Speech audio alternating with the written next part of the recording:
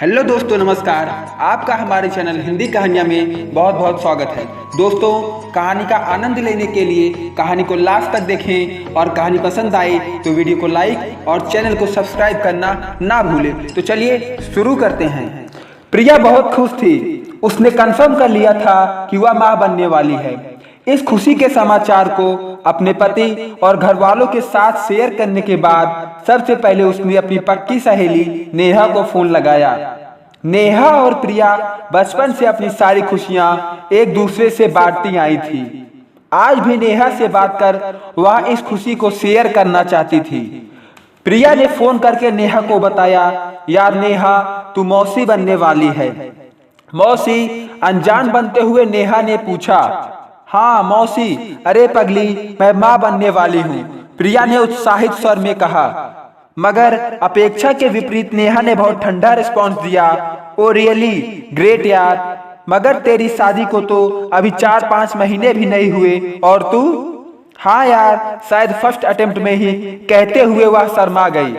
अच्छा है, तुझे मेरी तरह इंतजार नहीं करना पड़ेगा। मैं तो पिछले 4 साल से इंतजार में थी कि कब तुझे यह खुशखबरी सुनाऊं, पर तूने बाजी मार ली। वेरी गुड यार। अच्छा सुन, मैं बाद में फोन करती हूँ तुझे, अभी जाना पड़ेगा, सासू माँ बुला रही हैं। बहाना कर नेहा ने फोन काट दिया। नेहा के व्यवहार से प्रिया थोड़ी अचंभित हुई। फिर अपने मन को समझाया कि वाकई कोई जरूरी काम आ गया होगा, बाद में बात कर लेगी। सहेली के बाद प्रिया ने अपनी बड़ी बहन को फोन लगाया। अपनी बहन के साथ भी प्रिया बहुत अटैच थी, मगर बहन ने भी बहुत ठंडा रिस्पॉन्स दिया। उल्टा तो उसे डांटने ही लगी। इतनी जल्दी करने की क्या जरूरत थी, अभी शादी को दिन ही कितने हुए। थोड़ी जिंदगी जी कर तो देखती, घूमती फिरती, ससुराल में ठीक से एडजस्ट हो जाती, वहाँ के तौर तरीके सीखती, तब जाकर बेबी प्लान करना था। मुझे देख, 3 साल हो गए फिर भी बेबी नहीं किया। थोड़ी प्लानिंग से चलना पड़ता है, और एक तू की अकल ही नहीं तुझे। पर दीदी, बेबी तो जितनी जल्दी हो जाए उतना ही अच्छा है ना। और फिर जहाँ तक ससुराल में एडजस्ट करने की है, तो वहां तो ऐसे भी प्रेगनेंसी के इन महीनों में सब सीख ही जाऊंगी। वैसे भी सासू माँ बहुत प्यार करती हैं मुझे समझ नहीं आता, उनसे पूछ लेती हूँ। मैं तो तेरे भले के लिए ही समझा रही थी, पर तुझे समझ आती नहीं। अच्छा चल, मैं रखती हूँ फोन, अब ज्यादा ख्याल रखना होगा तुझे। अभी खुद को संभालना तो आया नहीं था, अब बच्चे की जिम्मेदारी और सिर पर ले ली, कहकर बहन ने फोन काट दिया। ना कोई बधाई, ना शुभकामना, बस उलाहने मारना। बहन का यह रवैया महसूस कर वह बहुत देर तक गुमसुम बैठी रही। इस बातचीत के बाद तो उसे ऐसे लगने लगा था जैसे उसने वाकई कोई गलती कर दी हो। तब तक दूध का गिलास लिए सास कमरे में दाखिल हुई और प्यार से बोली, चल बहू, दूध पी ले, हमारा वारिश आने वाला है, उसका ख्याल रख, कहकर मुस्कुराती हुई वो चली गई। कुछ देर तक प्रिया दूध के गिलास की तरफ एकटक देखती रही। उसके दिमाग में बहन की बातें घूम रही थी। तभी भाभी का फोन आ गया। बधाई हो प्रिया, मम्मी जी का फोन आया था, वे कह रही थी कि तुम माँ बनने वाली हो। चल अच्छा है, मैं अब तक यह खुशी नहीं दे सकी, अब तू ही दे ले, उदास स्वर में भाभी ने कहा। प्रिया जल्दी से बोली, दीदी उदास क्यों होती हो, आपका ही बच्चा है अभी। अरे नहीं प्रिया, अपना तो अपना ही होता है, और फिर मैं बड़ी बहू हूँ, शादी के 4 साल होने वाले हैं। सब इस खुशी की बाट जोते रह गए, पर मैं उनकी यह इच्छा पूरी नहीं कर सकी। बच्चे के लिए कहां कहां नहीं गई, मंदिर में जाकर माथा टेका, बाबाओं के चरण पकड़े, मगर नतीजा कुछ भी नहीं निकला। भाभी की आवाज से ऐसा लग रहा था जैसे वे अभी रो देंगी। प्रिया कुछ कह नहीं पा रही थी। उसकी खुशी किसी के दुख का कारण बन गई थी। वह भाभी को सांत्वना देने लगी, भाभी आप दिल छोटा ना करो, अभी समय ही कितना हुआ है, 4 साल कोई लंबा वक्त नहीं होता, आप बहुत जल्द माँ बनोगी। यह सब मन बहलाने की बातें होती हैं प्रिया। अच्छा चल, मैं फोन रखती हूँ। प्रिया फोन की तरफ देखती हुई कुछ देर तक सोचती रही। उसके चेहरे पर खुशी के बजाय उदासी की रेखाएं घनीभूत हो गई थी। प्रिया की प्रेगनेंसी का 8वां महीना चढ़ चुका था। इतने दिनों में भाभी, बहन या सहेली ने उसे बहुत कम फोन किया। कोई मिलने भी नहीं आई। कोविड का बहाना बना दिया। प्रिया फोन करती रही तो तीनों का रिएक्शन अलग होता। बहन उलाहने के रूप में बातें सुना देती, सहेली काम का बहाना बनाकर जल्दी से फोन काट देती और भाभी अपना ही रोना लेकर बैठ जाती। ना तो किसी ने उससे माँ बनने के पहले एहसास के बारे में पूछा और ना ही उसे क्या खाना चाहिए या क्या करना चाहिए इस पर ढंग से डिस्कशन किया या टिप्स दिए। वह बहन या सहेली से कोई सवाल पूछती तो वे सपाट सा जवाब दे देती, मुझे क्या पता, मैंने कौन से कई बच्चे पैदा कर लिए, डॉक्टर से पूछ ले। प्रिया की इच्छा होती कि वह बच्चे के सुनहरे प्यारे सपने उनके साथ शेयर करे, पर कुछ सोचकर ठहर जाती। प्रेग्नेंट होने की उसकी खुशियां भी अधूरी सी रह गई थी।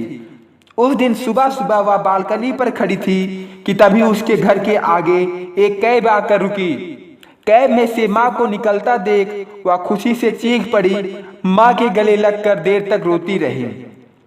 माँ ने उसे चुप कराते हुए पूछा, इतने खुशी के पलों में क्यों रो रही हो पगली? प्रिया कुछ कह नहीं सकी। उसके अंदर जो तकलीफ थी उसे कैसे बयां करती। अगले 20-25 दिन माँ का साथ पाकर वह काफी खुश रही और फिर वह दिन भी आ गया जब डिलीवरी की मर्मांतक पीड़ा सहने के बाद नर्स ने उसकी बाहों में उसका अंश थमाया। उस पल वह अपना सारा दर्द भूल गई थी। उसके हाथों में नन्हा राजकुमार खिलखिला रहा था, किलकारियां मार रहा था। बेटे को गोद में उठाए जब उसने अपने घर में प्रवेश किया तो उसे लगा जैसे सारा जहां उसकी बाहों में सिमट आया हो। बच्चे को देखने के लिए सबसे पहले उसकी बहन आई। माँ के आगे बहन ने पहले की तरह कई कड़वे वचन नहीं कहे, बस देर तक बेबी को हाथों में लिए देखती रही, फिर मुस्कुरा कर बोली, बिल्कुल मुझ पर गया है। उसकी बात सुनकर घर में सब हंसने लगे। प्रिया को भी यह बात बहुत प्यारी लगी। बहन ज्यादा देर तक रुकी नहीं, सुबह आई और शाम को निकल गई। करीब 10 दिन बच्चे और प्रिया की देखभाल कर माँ भी अपने घर चली गई। इस बीच प्रिया की भाभी भी आकर बच्चे को आशीर्वाद दे गई। माँ के जाने के बाद सासू माँ उसका और बच्चे का पूरा ख्याल रखने लगी। प्रेगनेंसी और डिलीवरी के बाद वह काफी कमजोर महसूस कर रही थी। उसे इस बात का भी दुख था कि उसकी प्यारी सहेली बच्चे को देखने नहीं आई थी। उसने तबीयत सही ना होने का बहाना बना दिया था। वीडियो कॉल पर ही उसने बेबी को देख लिया। प्रिया का अक्सर दिल करता कि वह बच्चे की प्यारी प्यारी हरकतें को अपनी सहेली या बहन से शेयर करे। उसके मन में ढेर सारी बातें थी जिन्हें वह उनसे डिस्कस करना चाहती थी, मगर उनकी उदासीनता महसूस कर वह खामोश रह जाती। एक दिन हालचाल जानने के लिए प्रिया ने सहेली को फोन किया। थोड़ी देर दोनों के बीच नॉर्मल बातचीत होती रही। फिर जैसे ही उसने बच्चे की बात बतानी शुरू की, नेहा ने तुरंत बहाना बनाया, यार बहुत सिरदर्द हो रहा है मुझे, बाद में बात करती हूँ तुझसे। इस एक छोटे से वाक्य ने प्रिया के दिल की उमंग और खुशियों पर फिर से पानी उड़ेल दिया। वह सोचने लगी कि यदि नेहा को अब तक बेबी नहीं हुआ तो भला इसमें उसकी क्या गलती है। वह अपनी खुशियों का एंजॉय नहीं कर पा रही है। सच कहते हैं खुशियां तभी बढ़ती है जब उन्हें बांटा जाए, पर वह क्या करे जब कोई उसकी खुशियों को बांटना ही नहीं चाहता। बहन भी तो अक्सर ऐसे ही उसका दिल तोड़ देती है। अभी 2 दिन पहले की बात थी। उस दिन प्रिया ने फोन करके अपनी बहन को बताया कि दीदी पता है आज मुन्ने ने पहली दफा माँ का पुकारा, बहुत खुश हूँ मैं। माँ का मतलब समझती हो? माँ सुनकर खुश होने के साथ साथ आने वाली जिम्मेदारियों के लिए भी तैयार होना पड़ता है। एक माँ को बहुत सारे पापड़ बेलने पड़ते हैं, तब जाकर बच्चा बड़ा होता है। चल रखती हूँ फोन। बहन का रिएक्शन देखकर उसका सारा जोश ठंडा पड़ गया था।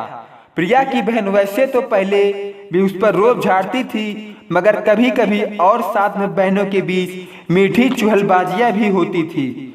मगर जब से बच्चा हुआ था प्रिया को लगने लगा था कि बहन उससे हमेशा तेवर में ही बात करती है, ऐसा जताती है जैसे उसने बहुत बड़ी गलती कर दी हो। प्रिया समझाती है कि साइकोलॉजिकली बहन के दिल में बच्चा ना होने की वजह से तकलीफ है और इसी तकलीफ को वह इस तरह प्रकट करती रहती है। मगर बहन इस बात को नहीं समझती थी कि ऐसे व्यवहार से प्रिया पर क्या गुजरती होगी। धीरे धीरे बच्चा 1 साल का हो गया। प्रिया के मन की कसक नहीं गई। उसकी सबसे प्यारी सहेली, सगी बहन और भाभी तीनों ने एक बार मिलने आकर फिर न अपनी तरफ से कॉल किया और ना ही दोबारा मिलने आई थी। आने की बात कहने पर बड़ी सहजता से तीनों कोविड मुद्दा बनाकर देती, जबकि ऐसा नहीं था कि वो एक दूसरे के घर जाती नहीं थी। जब प्रिया का मन नहीं लगता तो वह फोन लगा लेती थी, मगर उनका रिस्पॉन्स इतना ठंडा होता कि वह अंदर से टूट जाती। धीरे धीरे प्रिया ने भी उन्हें फोन करना छोड़ दिया।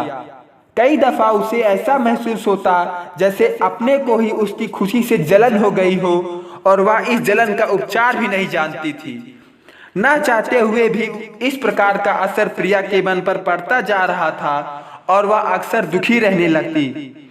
पति और सास सवाल करते तो वह सहज होने का नाटक करती और मुस्कुराकर कहती कि ऐसी कोई बात नहीं, वो तो बहुत खुश है। वह ऊपर से मुस्कुरा रही होती मगर दिल के अंदर गम का सागर लहरा रहा होता। अंदर ही अंदर यह गम उसे तकलीफ दे रहा था। फिर एक दिन सुबह सुबह उसकी बड़ी बहन की कॉल आई। वह बहुत खुश थी। चहकती हुई बोली, जानती है प्रिया, तू भी मौसी बनने वाली है।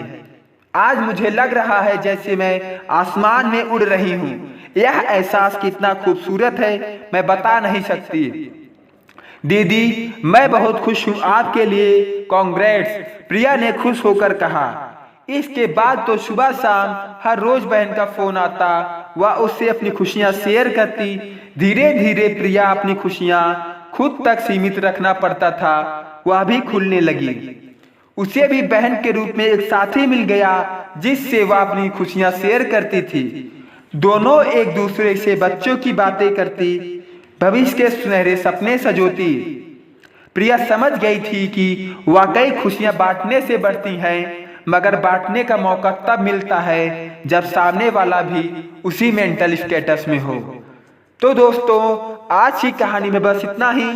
कहानी अच्छी लगी हो तो कमेंट बॉक्स में जरूर बताएं और ऐसी ही कहानियां सुनने के लिए चैनल को सब्सक्राइब और बेल आइकन को ऑन पे करना बिल्कुल ना भूलें। तो मिलते हैं आपसे अगली वीडियो में, तब तक के लिए नमस्कार।